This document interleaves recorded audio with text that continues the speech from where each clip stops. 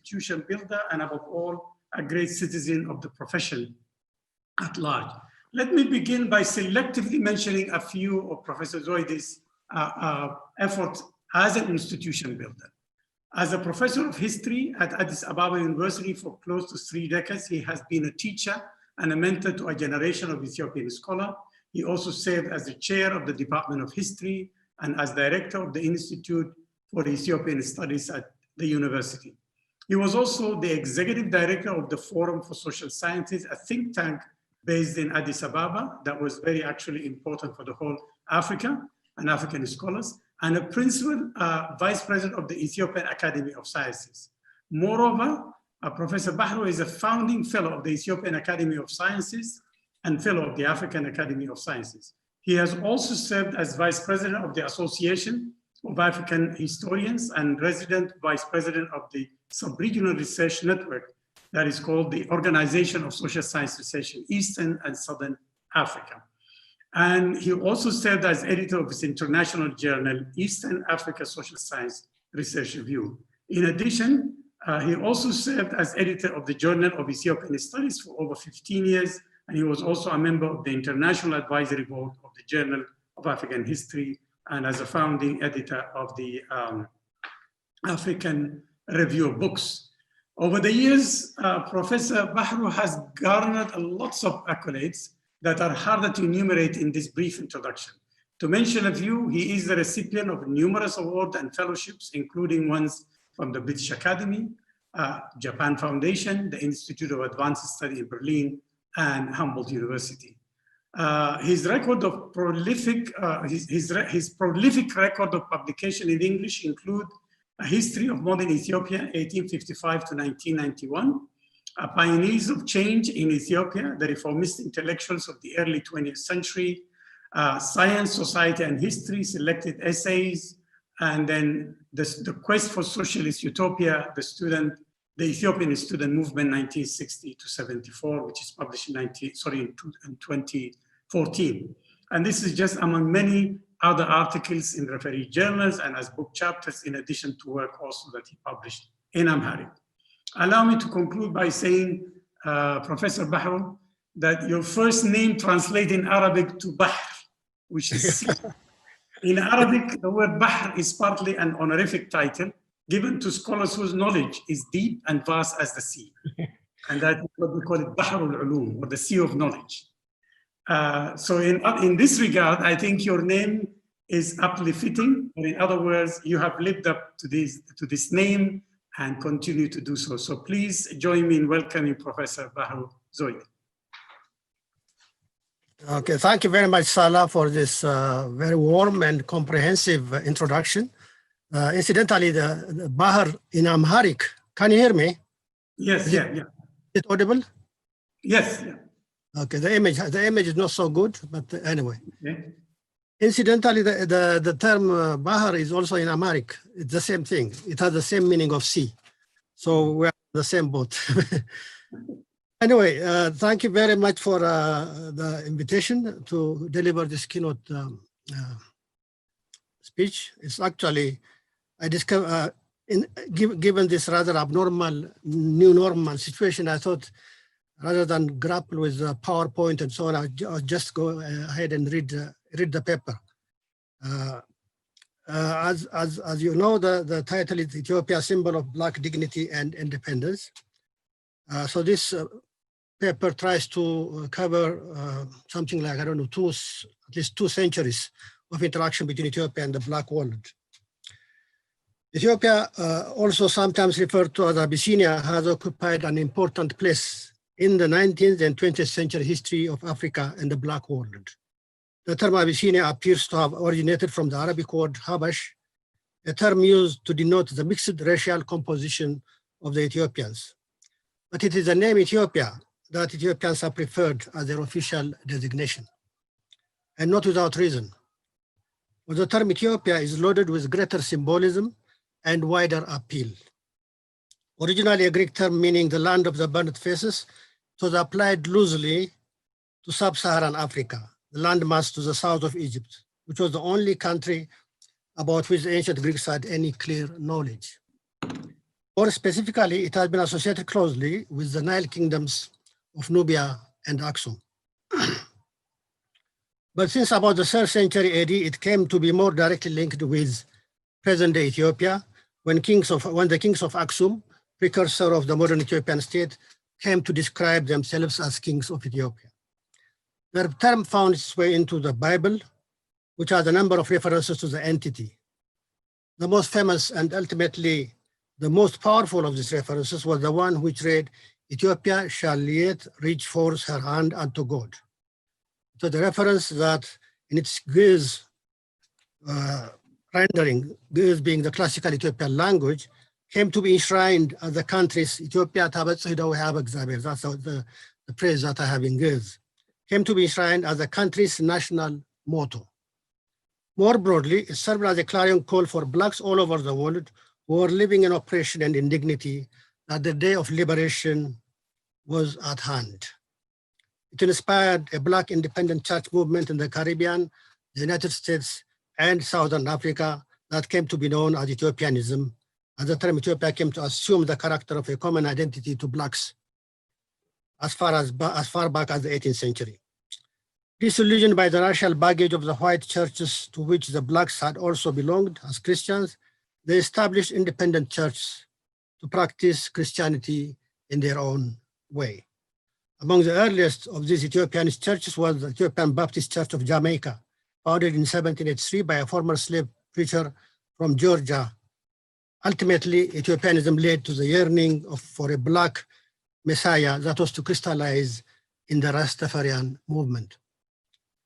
As the recent study has shown, and I'm referring here to Fikru's excellent work, Bond Without Blood, Ethiopianism came to have 3 expressions: millenarian, migratory, and emancipatory. The first strand preached the imminence of divine justice of oppressed Blacks, promising that the millennium was at hand. The second phase was characterized by migration to Africa, particularly West Africa.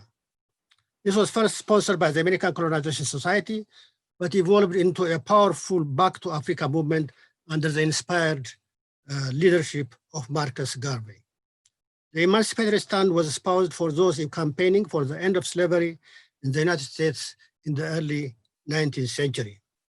The Ethiopian symbolism was also invoked in the sphere of education to refute the prevalent racist claims of Black inferiority.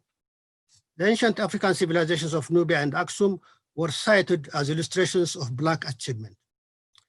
These symbolic yearnings came to coalesce around the present-day Ethiopia even more after the historic victory of the Ethiopian forces led by Emperor Menelik at the Battle of Adwa on the 1st of March, 1896. The victory put an end to Italian colonial aspirations over Ethiopia and ensured the continued existence of Ethiopia as a sovereign state. The dramatic victory was all the more significant when contrasted with the colonial occupation of the rest of Africa. The fame of Emperor Menelik spread far and wide in the Black world, among both intellectuals and the general public. It was echoed in Black theater as well as in the poetic outpourings of writers like William Dubois and the sermons of African-American preachers. As Fikru expressed it aptly, Adwa marked the convergence of indigenous Christianity and independent statehood. It is to be noted that Ethiopia has continued to profess its own brand of Orthodox Christianity since the 4th century AD. Interestingly enough, one of the Pan-Africanist leaders of the early 20th century, Thomas Griffiths, came to assume the name of Menelik's cousin and one of the commanders of the Ethiopian force at Adwa, Ras Mekonnen, the father of Emperor Haile Selassie. Another Caribbean intellectual, the Haitian Benito Sylvain, visited the victor of Adwa in 1897 with a view to sensitizing the emperor on the fate of the Black people. He returned decorated with the Order of the Cross of Solomon and represented Ethiopia at the first Pan-African Congress that was called by the Trinidadian Sylvester Williams in 1900. Sylvain did not stop there. In 1903, he returned to Ethiopia with an American businessman to assess the commercial prospects of the country. In effect, this trip turned out to be a precursor to the official American mission led by Robert Skinner that came to Ethiopia later in the year and was concluded with the signing of a treaty of commerce with Menelik and the inauguration of diplomatic relations between Ethiopia and the United States. The first decade of the 20th century also saw the appearance of Dr. Joseph Vitalian, native of Guadeloupe in Ethiopia. Vitalian was to play an important role in Ethiopian political life by serving as one of the physicians for the ailing emperor and securing the second railway concession for the French in 1908. After the first one, which Menelik had granted his Swiss advisor Alfred Ilg and his French partner Leon Scheffner, was cancelled following French government takeover of what was originally intended to be a private concession. Nor was the interest and enthusiasm one-sided. Ethiopians also began to show interest in their African-American kins, particularly after the end of the First World War, when a series of Ethiopian delegations were sent to the United States. The first such delegation was sent in 1919 to congratulate the Allies on their victory over the Axis powers. It was headed by the governor of the Western Ethiopian province of Wallagga, the Judge Nado Abaolo, and included the veteran polyglot and diplomat Kantiba Gabru Desta. He developed such an attachment to the African-American community during this and subsequent trips that he took it as his mission to encourage them to immigrate to Ethiopia. In a letter that he wrote in 1933 to a lady of Buffalo, New York, who had expressed a desire to immigrate to Ethiopia, he wrote, "I hope God will protect all my brethren over there until deliverance comes. I wish all who can come would come, ere it be too late. Yours for the rest." That's how he signed of Kantiba Gabro. Earlier in 1927, a fellow intellectual, Hakim Workana Shete, in the course of a mission to negotiate the construction of a dam with an American company, paid a visit to Harlem and expressed his readiness to welcome skilled African Americans to Ethiopia. In 1933, Emperor Haile Selassie's son-in-law, Ras Desta Damto, headed the official delegation sent to the US to reciprocate American presence during the emperor's elaborate coronation ceremony in November 1930. Desta created a favorable impression in African American circles. His halo increased when he became one of the martyrs of the fascist onslaught in 1937, inspiring the Senegalese poet Leopold Sédar Senghor to a poetic tribute and being immortalized in George Schiller's Ethiopian stories. The fascist Italian invasion of Ethiopia in 1935, which was intended to erase the shameful memory of Adwa for the Italians, galvanized the Black world around Ethiopia as few other events have done before or since. The tone of the outrage that the Black world felt at this assault on the one country that had symbolized Black independence was set by the young Kwame Nkrumah, who heard the news of the invasion on the streets of London as he was heading to the United States for his studies. Here is how he penned down his indignation. And I quote, "As I was feeling particularly depressed about the future, I heard an excited newspaper boy shouting something unintelligible. And on the placard I read, 'Mussolini invades Ethiopia.' That was all I needed. At that moment, it was almost as if the whole of London had suddenly declared war on me personally. For the next few minutes, I could do nothing but glare at each impassive face, wondering if those people could possibly realize the wickedness of colonialism, and praying that the day might come when I could play my part in bringing about the downfall of such a system." These sentiments were echoed by other leaders of the African struggle for independence, such as Nnamdi Azikiwe of Nigeria and Jomo Kenyatta of Kenya. The latter wrote an article in Labor Monthly entitled "Hands Off Abyssinia." In his autobiography, Long Walk to Freedom, Nelson Mandela also wrote, "I was 17 when Mussolini attacked Ethiopia, an invasion that spurred not only my hatred of that despot, but of fascism in general."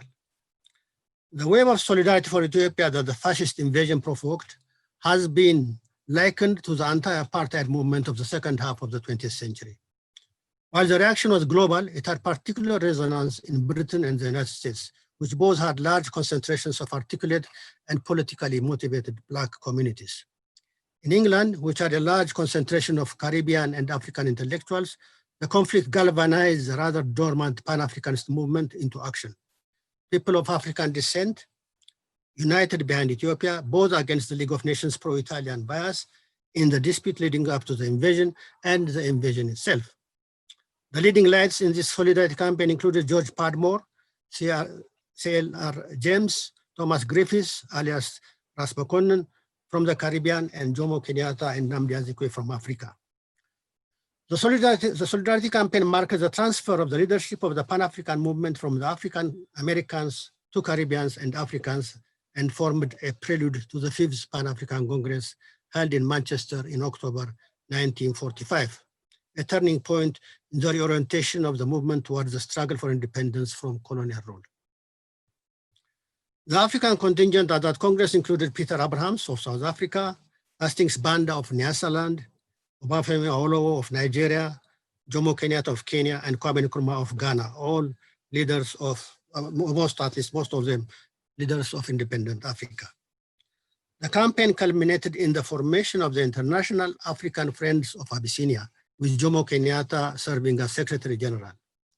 On 28 July 1935, IAFA issued a manifesto calling on the League to restrain Italy and assuring Ethiopia wholehearted support. There was also a proposal to form a legion of volunteers to come to Ethiopia's help. The organization joined other Black organizations in welcoming Emperor Haile Selassie and his family into exile in England once armed resistance to the fascist invasion had failed. In May 1937, with the felt need to broaden the campaign to fight against the general oppression of Blacks, the International African Service Bureau was formed with a journal known as International African Opinion. The journal argued for the international solidarity of all Blacks in their emancipation and wrote in one of its issues, "Never since the emancipation of the slaves have Africans and other subjects been so awake to a realization of the wrongs and injustices inflicted upon weak and defenseless peoples as since the brutal Italian fascist war against Abyssinia. The cold-blooded organized act of imperialist aggression against the people who had been led to place their security in the League of Nations and the Kelo Peace Act demonstrated as never before that the world is still dominated by the philosophy of might over right." End of quote. A similar wave of solidarity swept across Black communities in the Caribbean and the United States. There were outpourings of popular emotion, including a number of poetic compositions. One of these poems prayed for Ethiopia's ultimate triumph. "O land that braved the fierce crusades of hostile prima politis powers, we pray that thy millions shall never beneath the yoke of conquerors cower. Ethiopia, oh that thy free banner, green, yellow, red, long may it shine triumphantly, for Africa's free sun is thine." Black newspapers such as the Pittsburgh Courier, Amsterdam News, and the Chicago Defender were in the forefront of the Solidarity campaign. In Port of Spain, the capital of Trinidad and Tobago, the people gave detailed coverage of the Italo-Ethiopian dispute. Copies of the paper were sent to Hakim Orkana, the Ethiopian minister or ambassador at the time, to the UK. One of its issues contained the following call to all Black peoples: "Awake, Negroes, awake. A grievous wrong has been done to all Black peoples through Ethiopia. Resolve that all injustice in your race must cease and the Negro become a respected people." Not only were there various fundraising events, which were more successful in the Caribbean than in the US, but thousands of volunteers expressed their readiness to fight on the side of Ethiopia. But both American and British laws, the latter in the case of the Caribbean, most of which were under British control, barred them from enlisting in a foreign army. Two important exceptions were John Robinson of Chicago, nicknamed the Brown Condor, and Hubert Julian of Harlem, nicknamed Black Eagle.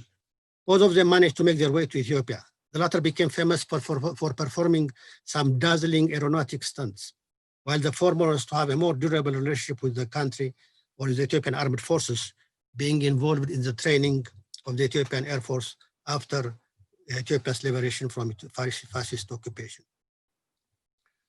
In Port of Spain, crowds attacked a Portuguese residence, mistaking it for the Italian embassy. There were also calls for boycotts of Italian products and businesses. The anti-Italian feeling assumed a religious or anti-Catholic dimension after Pope Pius XI gave his blessing to Mussolini's invasion. An interesting development in this regard was the emergence of Catholic bashing calypsos. Calypsos are kind of impromptu songs in the Caribbean, very popular in the Caribbean, highlighting the unholy trinity of the Pope, Mussolini, and Hitler. The Italo-Ethiopian War, Fukro concludes in his work, was viewed as the ultimate battle between the forces of good and the forces of evil. One of those calypsos, entitled Mussolini the Bully, predicted the fascist dictator's ultimate doom in a repeat of the Adwa victory. An important chapter in this saga of Black solidarity with Ethiopia in her hour of need was written by Malaku Bayan, one of the first US-educated Ethiopians. A relative of Emperor Haile Selassie, Malaku was educated at Muskingum College and Ohio University in the 1920s before he got his MD at Howard University in Washington, DC. More than any other Ethiopian of his generation or even since, he was able to identify with the African-American community to the extent of giving up his Ethiopian fiancée and getting married to an African-American girl. He rushed back to Ethiopia on hearing of the Italian invasion and accompanied the emperor to the battlefield and then into exile. While the emperor stayed in England, he moved to Harlem, where he built a vigorous solidarity campaign among the African-American community. To this end, he established an organization known as the Ethiopian World Federation and a newspaper, The Voice of Ethiopia. Even though his fundraising campaigns were not that successful, he was able to keep the flame of Ethiopian liberty alive. Sadly, he died a year before Ethiopia's liberation from fascist occupation. It is of considerable interest that the names of the organization and the newspapers that Malaku founded still persist today as an organization and organ of the Rastafarian movement. Solidarity for the Ethiopian cause was evident in Africa itself. In South Africa, for instance, where there had already been a tradition of identification with Ethiopia through the Ethiopianist religious movement, reaction to the fascist invasion ranged from prayers for Ethiopia to strikes and boycotts of Italian goods and shops. Dock workers in Cape Town refused to load an Italian ship with beef. There were also demonstrations in which the effigy of Mussolini was burnt. Volunteers ready to fight on Ethiopia's side were not lacking either, although as in the United States and the Caribbean, South African nationals were legally barred from enlisting in foreign military service.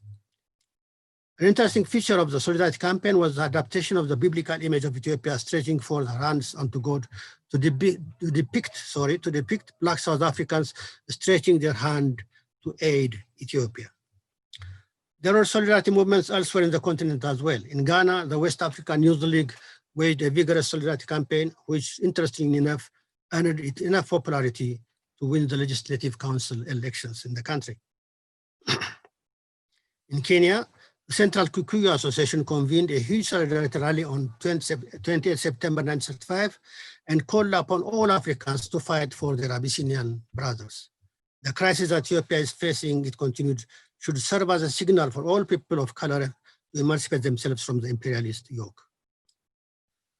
Thanks to the determined 5-year-long resistance of the Ethiopian patriots and a last-minute change of heart by the British, who launched a concerted military campaign against the Italians when Mussolini joined the Second World War on the side of Hitler, Ethiopia was liberated from fascist Italian occupation in May 1941.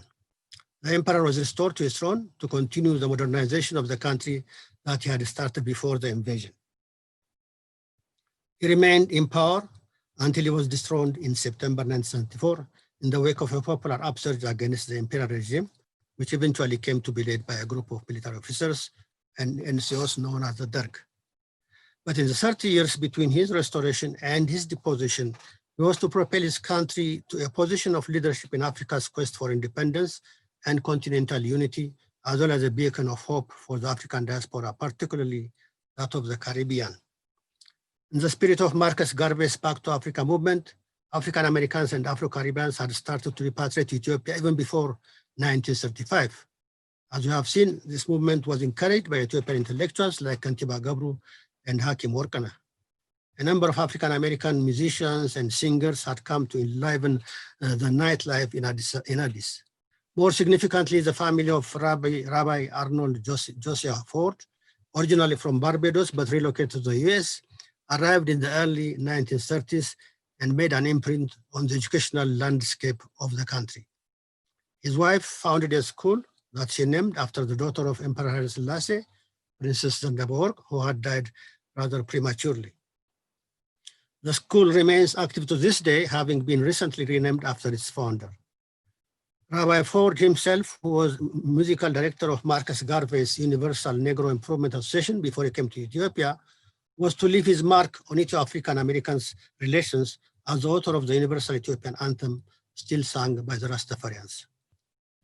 What had begun as a trickle became, if not a flood, at least a sizable migration in the latter years of the emperor, who had come to be venerated as a veritable god by the Rastafarians.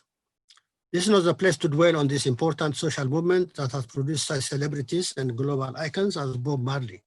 Suffice here to say that they got their name after Rastafari, as Emperor Haile Selassie was known before his coronation in 1930. His historic tour of Europe in 1924 and his colorful coronation ceremony in 1930, both of which received wide media coverage, seem to have imprinted his impressive and dignified figure on the minds and hearts of his Caribbean adorers. Although he reportedly found it rather uncomfortable to be regarded as a god, he was nonetheless moved by their passion and zeal to grant them land to settle. Thus was born the Rastafarian settlement in Shashamane, some 250 kilometers to the south of the capital Addis Ababa. Rasta migration to Ethiopia grew steadily after the emperor's visit to the Caribbean in 1966, and even to Chad, all the hallmarks of the coming of the Messiah, to quote Fukru. The climax of the Rastafarians' association with Ethiopia was reached on 6 February 2005, when Bob Marley's 60th birthday was celebrated in Addis Ababa in a musical extravaganza entitled Africa Unite. And it was the role that he played in the quest for African unity that was to give Emperor Haile Selassie his lasting place in African history. The emperor's interest in continental issues appeared to have grown particularly in the late 1950s. In this respect, as in so many others, the independence of Ghana in 1957 could be regarded as a turning point. 1 year later, the UN Economic Commission for Africa was established with its headquarters in Addis Ababa. The building, which was constructed by the Ethiopian government itself with a view to outbid rivals for the headquarters like Egypt, gave the city a major landmark, as well as housing a number of UN agencies and lately a state-of-the-art UN Conference Center. In the same year, Emperor Haile Selassie began a policy of awarding scholarships to students from other African countries to study in Ethiopian colleges, notably, particularly at that time, of course, only the University College of Addis Ababa, which was established in 1950. The first batch of 26 came from Tanganyika, 7 of them, Kenya, 9, Egypt, 3, Sudan, 2, Somalia, 2, Ghana, 2, and Uganda and Zanzibar, 1 each. Later on, of course, the students were to come also quite a number from Nigeria. Of the students who came from Kenya, Robert Uko was eventually to become foreign minister under Daniel Arap Moi until he was killed under mysterious circumstances. The scholarship students who came from countries with higher levels of political consciousness and activism, even if some of them were still under colonial rule, were shocked to discover the underdevelopment of Ethiopia, as well as the autocratic administration of the Jesuit administration of the college. They sounded a wake-up call to the Ethiopian students, whose extracurricular activities were hitherto largely confined to sports, debating, and poetry recitals on non-controversial subjects. An important initiative in this regard was the starting of a more radical journal or paper called Campus Star by Omoji Caleb of Kenya. There is thus a perceptible shift in focus in student politics after the arrival of the scholarship students. It is of interest that a refrain in the pronouncements of the abortive coup plotters of 1960, 2 years after the arrival of the scholarship students, was the embarrassment felt by the fact that Ethiopia, though nominally independent, was lagging behind other African countries, some only recently independent, others still under colonial rule, in political as well as social development. 5 years later, the radical chapter of the Ethiopian student movement began with the slogan of land to the tiller, the first significant radical shift that culminated in the 1974 revolution. It is worthy of note that the counter-narrative around the Adwa victory had earlier roots, and it was manifested in 2 ways, both underscoring the incompleteness of that victory. Takla Hawariat and Gabriel Pakadany, 2 prominent intellectuals of the early 20th century, criticized Minilik's failure to consummate the victory by driving the Italians out of Eritrea. The Eritrean Gabriel Xavier Gila Mariam launched an even more vitriolic attack on the emperor, contrasting him unfavorably with his predecessors, Emperors Theodorus and Johannes, and telling him that he can only justifiably call himself king of half of Ethiopia because he has left Eritrea out. He was among the first, but not certainly the last among Eritreans to aver that Menelik had sold Eritrea to the Italians. Gabriel went even deeper into the whole matter and treated the question of Ethiopia's independence from the political economic angle, arguing that Ethiopia's independence was incomplete unless accompanied by economic self-sufficiency and development. In one of his final statements, he declared, "Can one really say that we Ethiopians are independent? Independence does not consist in merely having one's own government. It presupposes self-sufficiency, and the people of Ethiopia have yet to be self-sufficient." Elsewhere in the continent, however, Ethiopia's positive image continued to flourish. The independence of Ghana in 1957 was not only a boost to the anti-colonial struggle, but also initiated the quest for continental integration, a matter of passionate concern to the country's visionary leader, Kwame Nkrumah. To that end, the first conference of independent African states was held in Accra in April 1958. This was followed by the All Africa People's Conference in December 1958, in the same year, which was a gathering of non-state actors, including liberation movements, considerable in number at this stage in view of the fact that much of Africa was still under colonial rule, trade unions, and mass organizations. Ethiopia sent a 5-member delegation, and the emperor contributed funds for defraying the costs of the conference.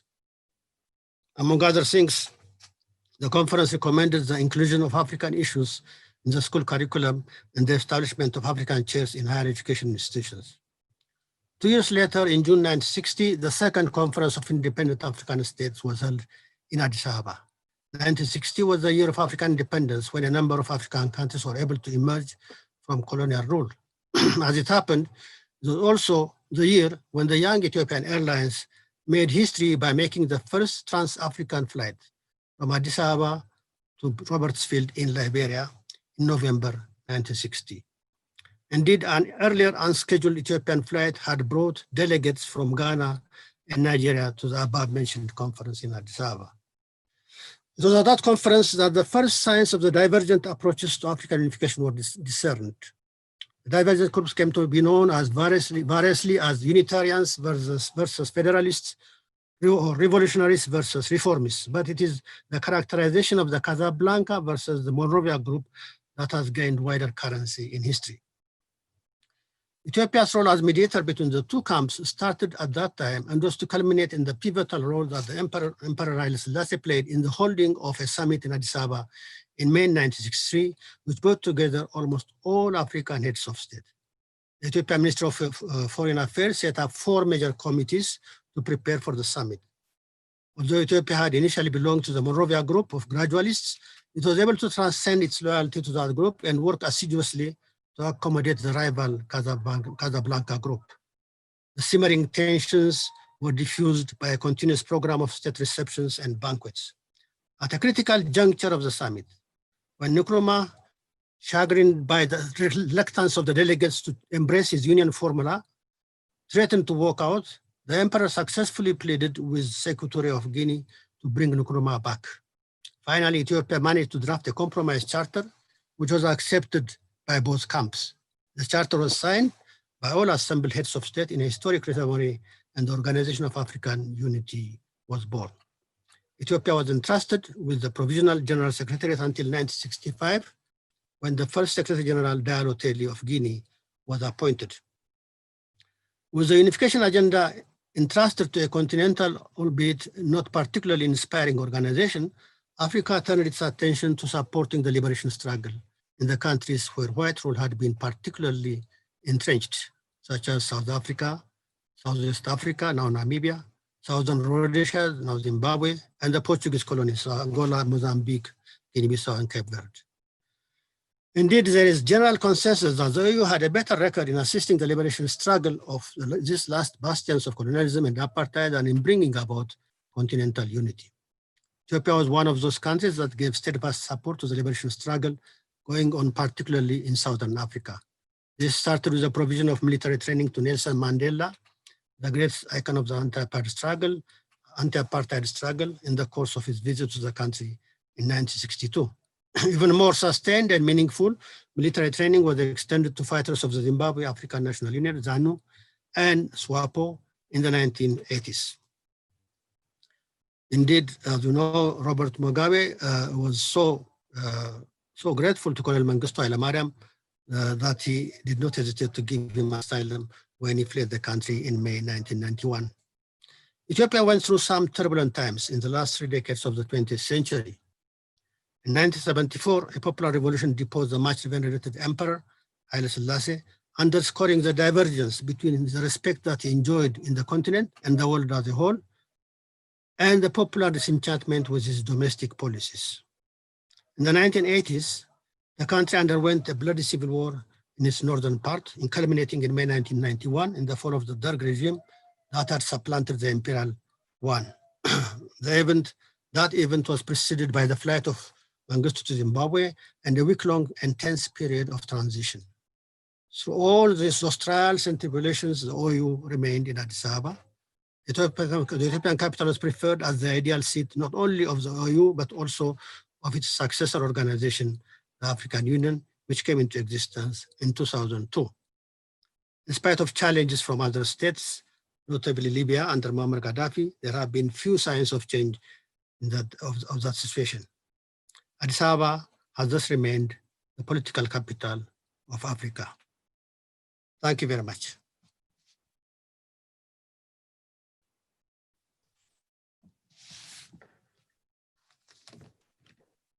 Thank you. Thank you, Professor Bahro. I'm trying to get into the video.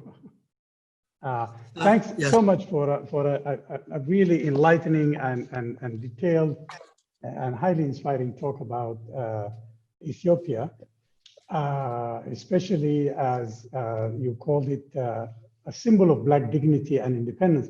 Interestingly, and I'm sure you probably part of of seeing the first panel on the. No, I'm sorry. Unfortunately, Salah, unfortunately, I couldn't get access to that because when I clicked the link that was given, I was told to wait until 7:15. Oh no, there was. I'm so sorry. We will make sure that everybody understands this. Is that there is another link. Yeah, if I just couldn't get that link for some reason because there is another link that you get to the first panel, which is part of the it's really a pity.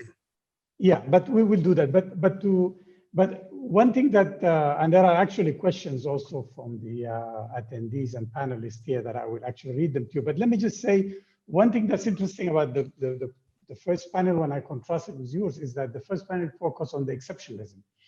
And then you here talked about the image of Ethiopia, which is to be like a counter narrative or a contradiction in terms of how Ethiopia's image work inside Ethiopia and outside Ethiopia. I was just trying to say is that the first panel focused on the exceptionalism. Yeah, I did it in terms of writing or narrativizing Ethiopia's history.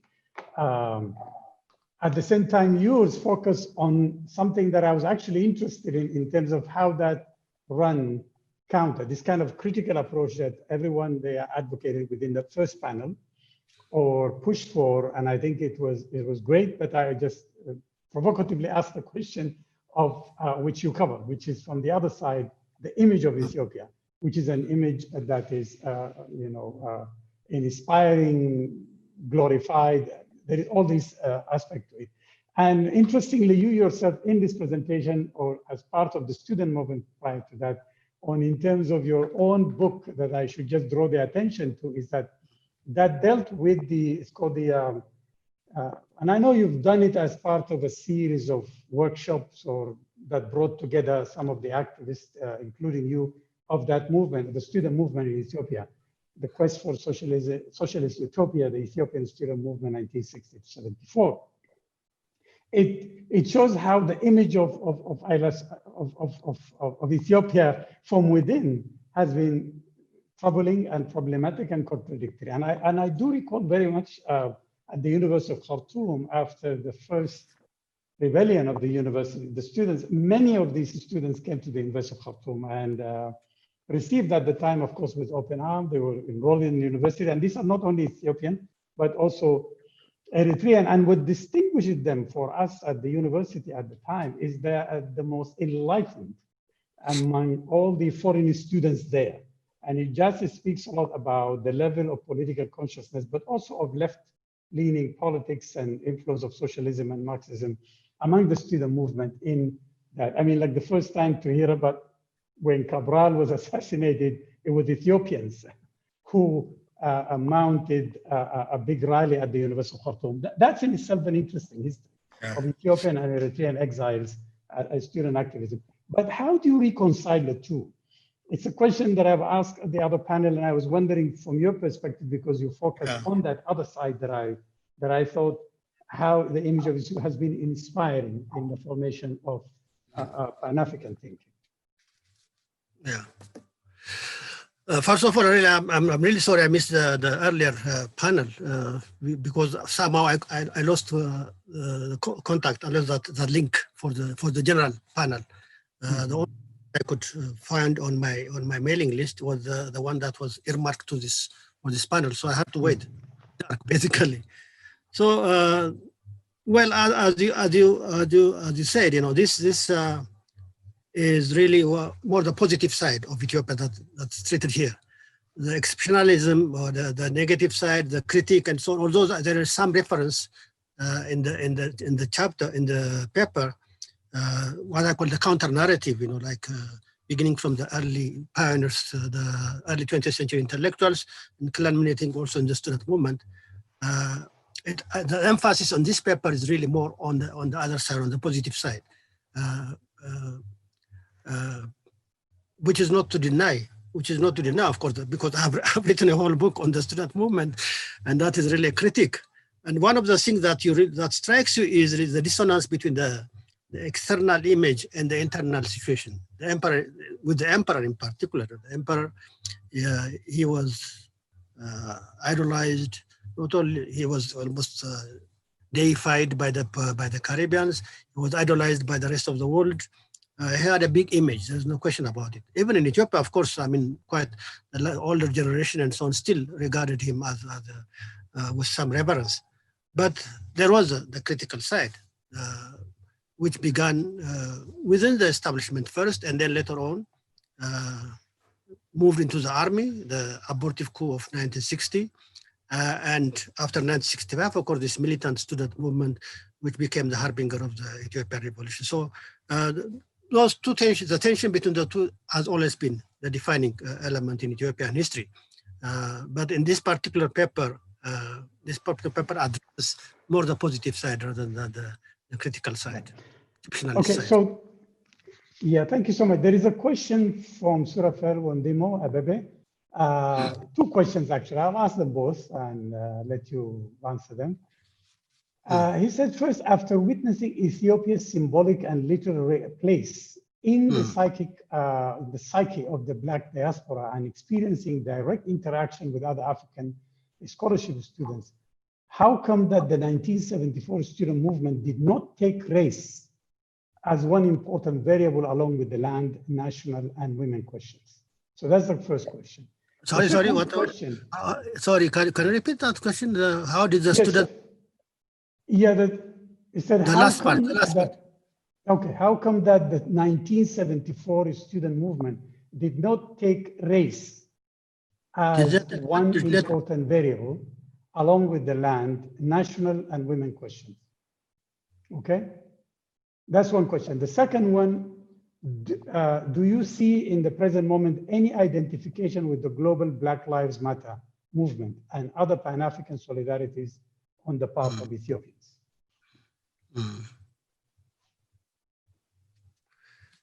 Yeah. So if I understand correctly, the student movement did not take, the question is that it did not take the gender and national question, is it? And the race, especially the race, along with race. I mean, he was thinking that I think it took the land and it took the national women question, but he feels that race has the race question. Yeah. Well, there was identification with the blacks. In fact, one of the most memorable moments was when Malcolm X visited the campus, the University College campus in 1964, just before he died, actually. Just before he was killed, he had a tour of Africa. He came to Ethiopia, he went on to Egypt and so on. And his coming to the campus was really electrifying. And he was greeted with a great deal of enthusiasm and admiration. And when soon after they heard the death, there was quite an uproar on campus. And the death of Patrice Lumumba also was something that sent a shockwave among the student public, the student population, and there were rallies and speeches denouncing the killing of Patrice Lumumba. I remember also in 1960, I think it was 68, when Ian Smith, after declaring the UDI, hanged actually a number of South Rhodesians, as you know, at that time. There was actually a demonstration, which is discussed in some detail in my book, The Quest for Socialist Utopia. Discussing quite some detail because I was part of that demonstration that went first to the OU and then to the British Embassy, and then of course when it reached the British Embassy, hell broke loose. So there was quite a lot of solidarity with the Black race within the student movement. Of course, it could not assume the level that the national question or the national education assumed, because the national education was so vital, so central to the Ethiopian body politic. But there was considerable solidarity with particularly Latin African Americans and also Africans. With regard to the Black Lives Matter, in fact, that was really one of the things that we felt. It was really, there was no reaction. And I remember there was someone who asked me about this, and he said he was going to write, and he asked my views, and I gave him quite a bit of some of the materials that I now presented here. I gave him some of the information, and it was published in one of I forgot the journal. It was in a way shameful, actually, because there was no sign of solidarity either at the government level or the public level when all this movement, the Black Lives Movement, was assuming such a dramatic proportions in the United States. And I remember one of my colleagues, actually, he asked for a permission to demonstrate, to organize a demonstration in support of the Black Lives Matter. And at the time, because of the coronavirus pandemic, he was told that you cannot have more than 4 people. Of course, 4 people would not constitute a demonstration. So what he did was actually, he had a solo demonstration with his car. He put a plate, he put some kind of banner on his car, Black Lives Matter, and he toured the city. So I think it was in a way it was kind of shameful, really, that there was no action either in public or from the government also. Okay. There is a question from Robel Tekliap, who said, he asked this question before, but I repeat it here. He said, perhaps I could ask you this question. He said, when referring to the pre-Menelik, the second, Ethiopia, some scholars use the word Abyssinia. The builders of the Northern Christian Empire never called themselves that. So why use that word, and why try to split these two Ethiopians or Ethiopias instead of seeing them as a continuity of an expanded or restored empire? Is the use of the word settled among scholars now? Yeah, I think that the term Abyssinia, for some reason, was very popular among foreign scholars, not among Ethiopian scholars, or not among Ethiopians either. It continued for quite some time, but I think now it's quite clear that the term Abyssinia has faded out, and Ethiopia has taken over as really the official name of Ethiopia. So I think that it's very rare nowadays to find a reference to Abyssinia, but I think it was very much in the literature, particularly the Anglo-Saxon literature, English language literature. I think Abyssinia was rather popular, but in the Italian literature, you usually have Ethiopia more than Abyssinia. Yeah. There is a question from Tamiro Gabri Meskel. He said, some defend previously highly centralized government like the Derg, mentioned geopolitical challenges and Haile Selassie government because of modernization. Is a genuine ethnic federalism a challenge for modernization and stability? Can we find a homegrown solution or take some lessons from transitional democracy in Africa? I know this is a sensitive, but it's also a big question. So, I mean, I don't know. I don't know if we can really discuss it adequately in this kind of platform, because really it's quite a big issue. Yeah. Okay. I can move ahead. I'm wondering, how do you see, like looking at that image abroad, how do you see, I mean, of course, you're talking about the Pan-African movement. How do we think about Pan-Africanism today? I mean, there is lots of, it's like critique of it and that it's past and so forth. But it became, of course, there is also from the other side, a revival of Pan-Africanism because it's not one homogeneous Pan-Africanism. And for example, people see in it the potential of many people who are part of the Pan-African movement. Fanon has been resurrected and revived in many studies. CLR James, people started to look back.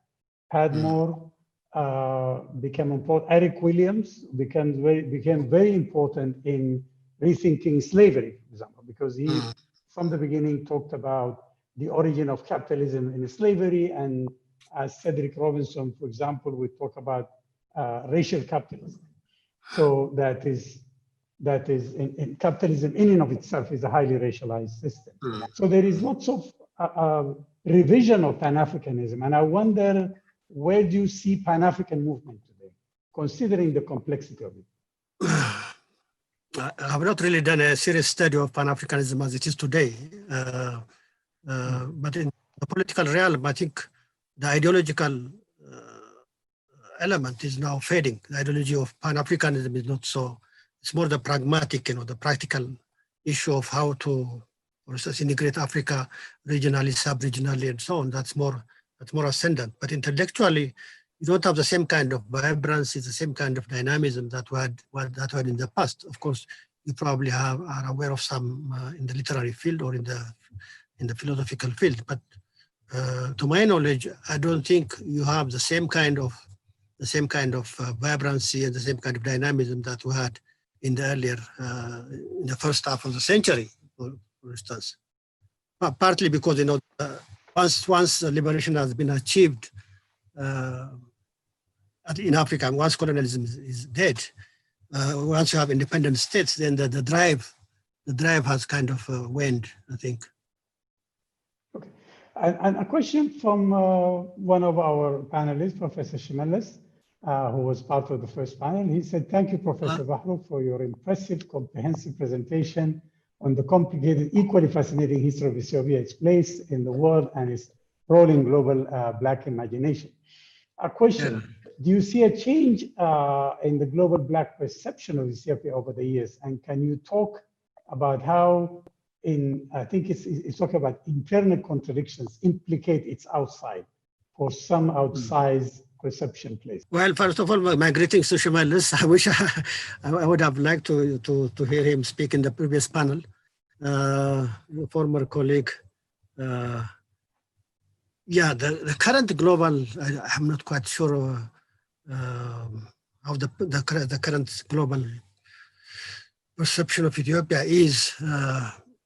I don't think we have the same kind of attachment, the same kind of fascination with Ethiopia as a symbol of, because so much has happened, particularly after the passing away of Emperor Haile Selassie from the historical stage.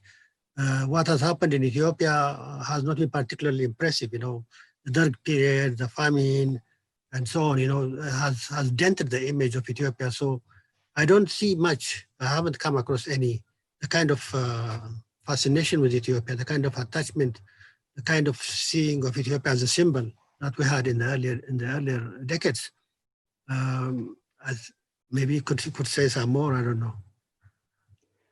I wish there was a way of allowing There's no journalists to communication. enter into, I leave this to the staff that's handling this.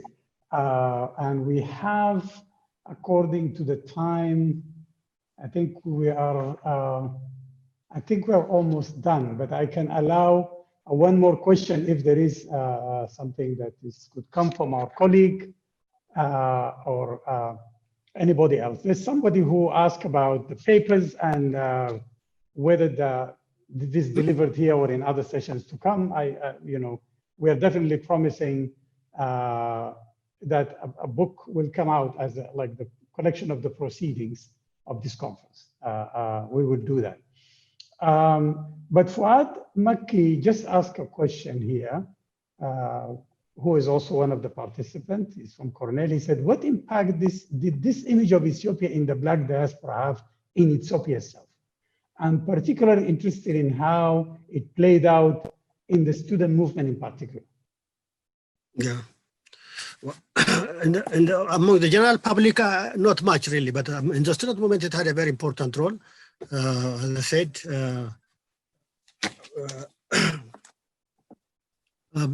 because the student, particularly the coming of, I refer to the coming of the scholarship students in 1958, which was really a catalyzing moment. From 58 to 60, 62, the students played a very important role in effectively awakening the Ethiopian student population, the university student population, to question. The country was under authoritarian or autocratic imperial rule. The college was under an equally autocratic, authoritarian Jesuit rule. So the students, partly because they came from Anglican Protestant background, resented the Jesuit domination of the campus. And so they taught the students how to question, how to, it's kind of wake up call, basically. So that's the most important influence that I could. Yeah, and then I think that would be the last question, that is, which is for Misla Lipsikal, that said, thank you for this rich forum, beautiful that we are able to join these rigorous talks from all over the world. Is there any documentation on Malcolm X's visit to Ethiopia readily available? Not readily. I mean, you have it in the student publications, which are not easily accessible. They are found in the library. But his lecture, the lectures, the very inspiring lectures that he gave on campus, that was reported in the student publication. So, but it's not digitized, so it's not online. So unless one has access to the library in the university, it's very difficult. But there is documentation, definitely. There is documentation. Yeah, the same when he visited Sudan and other places. I think there is, and it's a subject of research, and it's a good thing maybe for a dissertation to come. Yeah. But what I was going to say also that I think there is a book about Malcolm travels that just came out in the last. It may not be in like a really yes, I'm aware of that. Details, yes. But I think there is a book that just came out, and for whoever asked this question, I will try to send it. To send the reference. I'm aware of one that just came out. But there are also articles in several journals. For example, I know there is there's an article, there is a scholar called Hisham Aidi, who's at Columbia University, AIDI. That's actually very much his interest. And he documented the trip to Egypt, at least, and the Arab world. He was very much interested in the trip to North Africa. I'm not sure if he covers, but I think in several of his books, you find that he was interested in the relationship between African American and African, and specifically through Malcolm X, but also through jazz musicians and so forth. One last question, I think we'll end there. Okay, let me combine two of them. One is that says there is too much revisionist Ethiopia. What caused it? How do we combat it and teach very well research history? The other one says, what were the early counter narratives and politics to this symbolism of Ethiopia, particularly from Eritrea after federation? Too much. Well, reinterpretation of history is always welcome, you know, but it has to be on the basis of concrete evidence, real good, solid evidence. The problem with much of the revisionism in Ethiopian historiography is really politically motivated. That's where we have a problem, you know. There is a political agenda and history is distorted and twisted to fit that political agenda. This is where the problem starts. But professional historians have always been reinterpreting, reconstructing, you know, historical narratives. This is how historical knowledge has developed over the years. But it has to be based on evidence, solid evidence. So revisionism as such, or reinterpretation as such, is not a crime, it's not bad, but it has to be accompanied by sound judgment and hard and solid evidence. The early counter-narratives, of course, have touched on them, you know, the early 20th century intellectuals. There is more in my book, of course, Pioneers of Change, where I did, especially with regard to the political economical analysis of government by academia. There is a very long discussion of this political economy, the dependency, almost a kind of dependency theory. And others also have written on that, you know, Professor Alamayo Gada, the economist, has also written on this. The Eritrean side, of course, is essentially Gabriel Xavier Gilamarim. He is the one who articulated this sense of abandonment, sense of really betrayal almost by Menelik. The fact that he did not march all the way to Eritrea and that he did not drive the Italians out of Eritrea. But of course, realistically, whether it was achievable or not is something that can be debated. But there was this resentment. And as I said in my paper, they even went to the extent that Menelik sold Eritrea to the Italians, that he got money for it and so, which is of course not true. It was physically, under the circumstances, very difficult to continue the campaign after so many months of campaigning under very much restricted resources, provisions and so on. So Menelik effectively said, you know, let me consolidate my victory rather than try to gamble, make a gamble for Eritrea and then lose everything. Well, I will end it here. There are many other good questions. We will keep them, I promise, from Alpha Abebe, from Bethania, Michael, from Iwaleso, and Bilal. So we will keep this, and I think there are other sessions that will deal with this issue. But we are running out of time, and we actually extended it almost 10 minutes more. Thank you so much, and that speaks well of what you have raised in the paper that has been very insightful and also very inspiring. So thank you so much for the effort.